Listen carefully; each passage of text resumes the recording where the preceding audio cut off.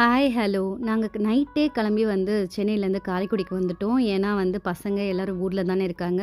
அதுவும் இல்லாம நாங்க ஊருக்கு வருஷம் வருஷம் வரும்போது முதல்ல வந்து என்ன தெரியுமா பண்ணுவோம்? நேரா வந்து எங்களோட குலதெய்வம் கோவிலுக்குலாம் போவோம். குலதெய்வங்கள்னு சொல்றேன்ல, அப்படின்னா என்னன்னா, ஊருக்கு எல்லையில இருக்கும். அய்யனார் கோவில். ஸோ எல்லை சாமின்னு சொல்லுவாங்க. அதுக்கப்புறம் எங்களோட ஃபேமிலிக்குன்னு ஒரு சாமி இருக்கும். அப்புறம் ஊருக்கு நடுவுல ஒரு ஊர் ஊர் சாமின்னு ஒண்ணு இருக்கும். ஸோ இந்த 3 சாமியும் பார்த்துட்டு தான் எங்களோட அடுத்த வேலைகள நாங்க ஆரம்பிப்போம். அடுத்த வேலைகள்னா என்ன? சொந்தக்காரங்கள பார்க்குறது. வெக்கேஷன்ல வந்திருக்கோம். இங்கேயே இருக்கவங்க இந்த கோவிலுக்கெல்லாம் அடிக்கடி வருவாங்க. பட் பசங்களுக்கு பழக்கம் வரணும் அப்படின்ற ஒரு காரணத்தால வந்தோனயே நாங்க இந்த கோவிலுக்கு வந்துருவோம். வந்துட்டு தான் மிச்சம் எல்லாமே. இது முடிச்சோனே நாங்க டைரக்ட்டா எங்க போவோம்னா, எங்களோட பெரிய வீட்டுக்கு. பெரிய வீடுன்றது என் புருஷன் வந்து வாழ்ந்து வளர்ந்த வீடு. இங்கே தான் அவர் வந்து வேலை பார்க்குற வரைக்கும் இருந்தாரு. இப்ப வந்து இந்த நெறைய பேர் வந்தனால, நெறைய ஜெனரேஷன் வந்தனால, இப்ப வந்து எல்லாரும் தனித்தனியா நாங்க வீடு கட்டிட்டு போயிட்டோம்.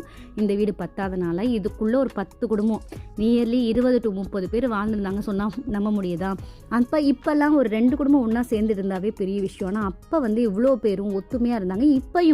இப்பயும் ஏதாவது நல்லது கெட்டதுன்னா நாங்கள்லாம் ஒன்றா சேர்ந்துருவோம். இப்போ இது பின்னாடி தான் இதுதான் வந்து கட்டுத்தரன்பாங்க.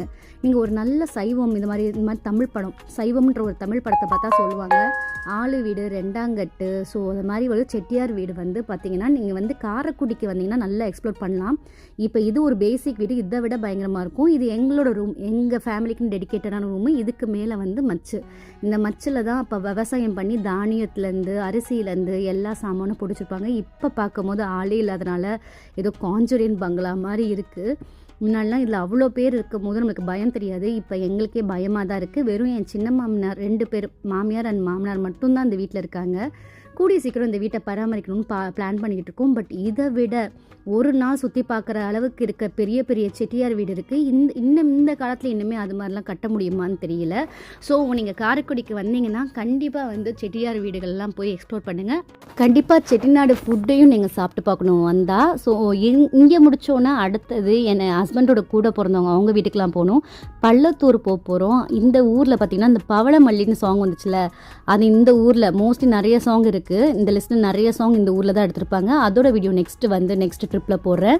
ஸோ இப்போ நாங்கள் என்ன பண்ணோம்னா, இதெல்லாம் பார்த்துட்டு சொந்தக்காரங்களாம் பார்த்துட்டு, ஆனால் எல்லாரும் கேட்ட கேள்வி, ஏன் இவ்வளோ கம்மியாக வந்துட்டு போகிறீங்கன்னு.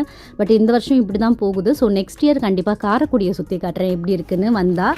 ஸோ நாங்கள் எல்லாம் முடிச்சுட்டு பேக்கிங்லாம் முடிச்சுட்டு அடுத்த நாள் ஏர்லி மார்னிங் எங்களுக்கு ட்ரெயின். ஸோ போயிட்டு எல்லாம் பேக்கிங் பண்ணிவிட்டு படுத்தாச்சு. காலையில் ஏந்திரிச்சு கிளம்பிட்டோம். அவ்வளோதான், நாங்கள் இப்போ ட்ராவல் விலாக ஸ்டார்ட் பண்ணலாம். ரொம்ப எக்ஸைட்டடாக இருக்குது. ஸோ நெக்ஸ்ட் வீடியோவில் பார்க்கலாம். Until then, bye bye Priya.